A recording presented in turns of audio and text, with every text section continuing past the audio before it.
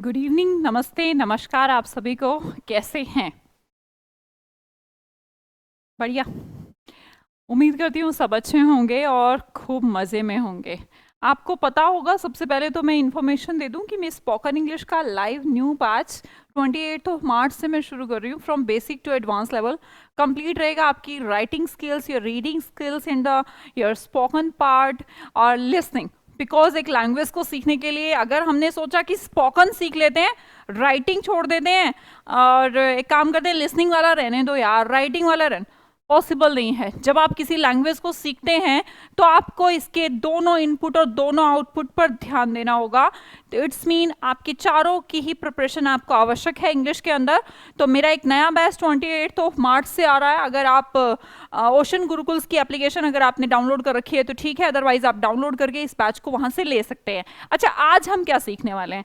कई बार लोग कहते हैं मुझसे कि हमें पता है, हमें सब्जेक्ट पता है, वर्ब पता है, ऑब्जेक्ट पता है, वोकैबुलरी भी ठीक ठाक आती है, ग्रामर भी ठीक ठाक आती है, फिर भी जो एक्चुअली फील कर रहे होते हैं ना, वो सेंटेंस नहीं बोल पाते। उसका कारण है कि हम फ्रेजेस से दूर हैं। हमें एग्जैक्टली ये नहीं पता होता इस सिचुएशन में अब इसको कैसे बोला जाए। आज मैं आपके सामने लाने वाली हूँ 5 ऐसे ही कुछ फ्रेजेस जिनको हम यूज करते हैं हमारी डेली लाइफ में, और भले भले बहुत सारे लोग कंफ्यूज हो जाते हैं कि यार इसको ऐसे कैसे बोलूं।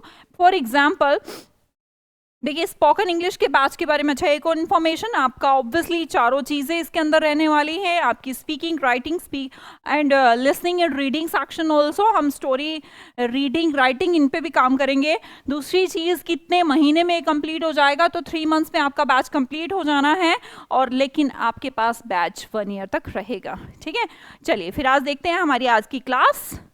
देखिए, फॉर एग्जाम्पल मैंने आपको कहा वह खाना बनाते बनाते बेहोश हो गई, तो हमने कहा बेहोश हो गई तो ठीक है, फेंटेड हमने बोला शी तो ठीक है, कुक भी ठीक था, पर मैम ये जो वर्ड आप बोल रहे हो ना बनाते बनाते, अब थोड़ी समस्या आ गई। अब क्या करें? यही है, इसी के कारण मैं बोल रही हूँ कि आप फ्रेजेस को सीखें, किस दौरान कैसे फ्रेज को यूज करते हैं। अगर हम इस सेंटेंस को बनाएं, आप भी कमेंट सेक्शन में बनाइएगा, तो हमें बोलना चाहिए शी फेंटेड वाइल कुकिंग। अब आपको आता तो था, ये फेंटेड भी पता था, कुक भी पता था, but the important thing is here use of while. जब आप कोई चीज करते करते आप ऑब्जेक्ट आईएनजी का यूज करिए और वाइल का यूज करिए, आपका काम हो जाएगा। अगर आप ध्यान से फर्स्ट सेंटेंस सीख चुके हैं तो सेकंड सेंटेंस प्लीज मुझे कमेंट सेक्शन में बताइए कि इस सेंटेंस को मैं कैसे बोलूंगी। वह टीवी देखते देखते गिर पड़ा, तो गिर पड़ा तो ठीक है, टीवी देखना भी ठीक था। अभी मैंने आपको बताया, जब हम कुछ ऐसा फील करना चाहते हैं ना कि ये करते करते ऐसा हो गया, ऐसा करते करते ऐसा हो गया, तो इस केस में आपको वाइल का यूज करना होता है और आप बोलेंगे इसे। वेरी गुड, ट्राई करेंगे सभी लोग अपने कमेंट सेक्शन में, बताइए मुझे। ही फell डाउन, राइट, ही फell डाउन, पर कब? वाइल क्या कर रहा था वो? टीवी देख रहा था। टीवी देखने को वॉचिंग टीवी, तो वाइल का यूज करिएगा और बोलिएगा guys watching TV, he fell down while watching TV. Next sentence, वह पढ़ते पढ़ते सो गया। अब तो प्लीज आप सब बना सकते हैं, मैंने आपको पहला स्ट्रक्चर, पहला फ्रेज बता दिया। वाइल का यूज करिए, अगले जो वर्ब है उसके अंदर आईएनजी का यूज करिए, आपका काम हो जाएगा। पर ध्यान रखिएगा, बेहोश होना के साथ आईएनजी नहीं, जो आप कर रहे थे, मतलब बनाते बनाते, टीवी देखते देखते, है ना, पढ़ते पढ़ते, तो जो चीज आप करते करते दूसरा काम हुआ है ना, उसको आईएनजी में यूज करेंगे और आप बोलेंगे ही फेल asleep while studying। तो पहला फ्रेज यहां पर हमारा क्लियर होता है कि जब हम कोई काम करते करते दूसरा हमसे हो गया तो उसे कैसे बनाया जाएगा।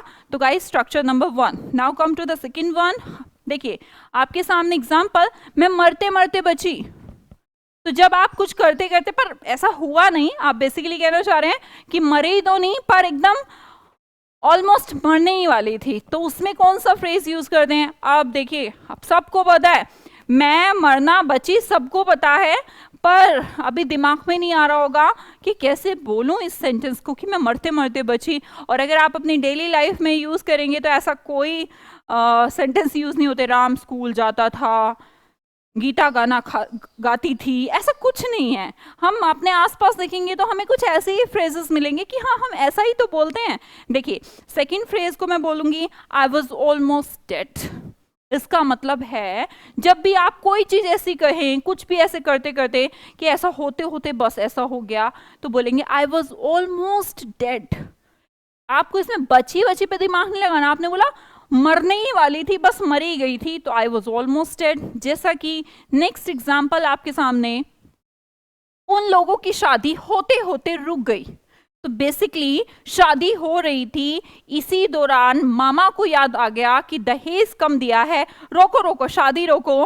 तो मतलब हो रही थी, बस फेरा 7वां ही कंप्लीट होने वाला था, तो उन्होंने बोला उन लोगों की शादी होते होते रुक गई, मतलब पूरी पूरी तैयारियां हो चुकी थी। तो दे वर ऑलमोस्ट मैरिड, क्या यूज करेंगे, दे वर ऑलमोस्ट मैरिड। हमने कहा उसकी नौकरी जाते जाते बची है, या फिर उसकी नौकरी जाते जाते बच गई है, नौकरी जाने ही वाली थी, तो कैसे यूज करेंगे, ऑलमोस्ट को तो यूज करना पड़ेगा। हमने कहा उसकी, तो उसकी के लिए हमें ही भी यूज करना पड़ेगा, ही के साथ सिंगुलर हमें वॉज भी यूज करना पड़ेगा। हम बोलेंगे ही वॉज ऑलमोस्ट, नौकरी जाते जाते कहते ना फायर्ड, तो बोलेंगे फायर्ड। बोला हमने ही वॉज ऑलमोस्ट फायर्ड, मतलब कि नौकरी तो उसकी बस मुश्किल ही बची है। देखिए आपका फ्रेज नंबर 2। अब मैं आती हूँ फ्रेज नंबर 3 पर। फ्रेज नंबर 3 है कोई बात नहीं हम लोग दूसरा खरीद लेंगे, कोई बात नहीं मैं चली जाऊंगी, कोई बात नहीं तुम टेंशन मत लो, कोई बात नहीं हो जाएगा, कोई बात नहीं। ये जो कोई बात नहीं, कोई बात नहीं, हो सकता है आपके माइंड में आ रहा हो कि कोई बात नहीं इट्स ओके, पर हमेशा इट्स ओके नहीं बोला जा सकता।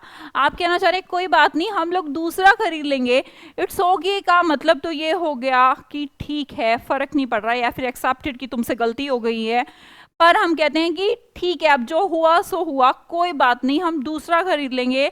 तो फ्रेज नंबर 3 है गाइस डजंट मैटर। आप कहेंगे doesn't matter, we will buy another, we will buy another one, हम दूसरा खरीद लेंगे। अच्छा नेक्स्ट सेंटेंस बताइए, कोई बात नहीं हम फिर से कोशिश करते हैं। टेल मी क्या कहेंगे, what is this sentence called in English, कोई बात नहीं definitely will use with doesn't matter. तो इसको तो डजंट मैटर, हम फिर से कोशिश करते हैं। जब आप कहते हैं चलो खेलें, लेट्स प्ले, ऐसा बोलते हो।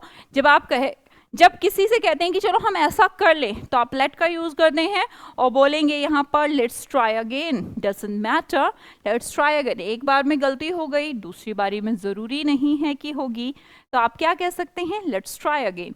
चलिए थर्ड सेंटेंस तो आप ही बना दीजिए, कोई बात नहीं मैं पे कर दूंगी। अब मान लो आप और कोई और पर्सन साथ में समोसा खा रहे थे, चाय पी रहे थे, बिल देने की बात आई तो उसको अरे यार मेरा तो पर्स नहीं मिल रहा, शायद मेरा पर्स कहीं गिर गया या फिर मैं लाना भूल गया मे बी। तो उस केस में दूसरे पर्सन ने कहा, दूसरी जो ऑब्वियसली लड़के का पर्स घर पे रह गया है, तो लड़की कहती है कोई बात नहीं मैं पे कर दूंगी। तो कोई बात नहीं को आप बोल सकते हैं डजंट मैटर, फिर से आप कहेंगे डजंट मैटर, क्या करना है उसको, I will pay, I will pay for you, है ना, मैं पे कर दूंगी। समझ में आई बात। चलिए अब हमारे पास आता है फ्रेज नंबर 4। फ्रेज नंबर 4 है इसी बीच वहां पुलिस आ गई, इसी बीच वो वहां से निकल गया, इसी बीच मैं आ टपका, इसी बीच लाइट चली गई, इसी बीच ये हो गया, इसी बीच वो हो गया। तो कैसे कहते हैं इसी बीच को, कमेंट सेक्शन में बताएंगे मुझे। इसी बीच आपके माइंड में क्या आ रहा है, पहले मैं आपसे जानना चाहूंगी कि आप इसे कैसे कहेंगे, इसी बीच वहां पुलिस आ गई।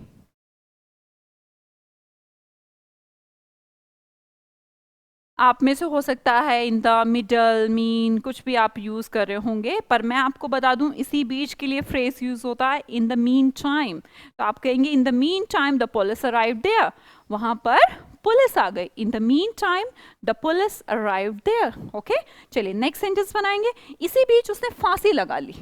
तो हमने कहा इसी बीच, तो definitely we are going to use in the meantime where. अब बोलेंगे इन द मीन टाइम उसने, मीन शी, और जब फांसी लगाने को इंग्लिश में क्या कहा जाता है, बताएंगे आप लोग मुझे। इसी बीच उसने फांसी लगा ली, तो फांसी लगाने को इंग्लिश में क्या कहते हैं? हैंग्ड कहते हैं। आप कहेंगे शी हैंग्ड, और हैंग्ड के साथ आप यूज करेंगे हरसेल्फ, मतलब कि खुद को लगा ली उसने फांसी, ऑब्वियसली खुद को ही लगाई होगी, तो आप यूज करेंगे शी हैंग्ड हरसेल्फ।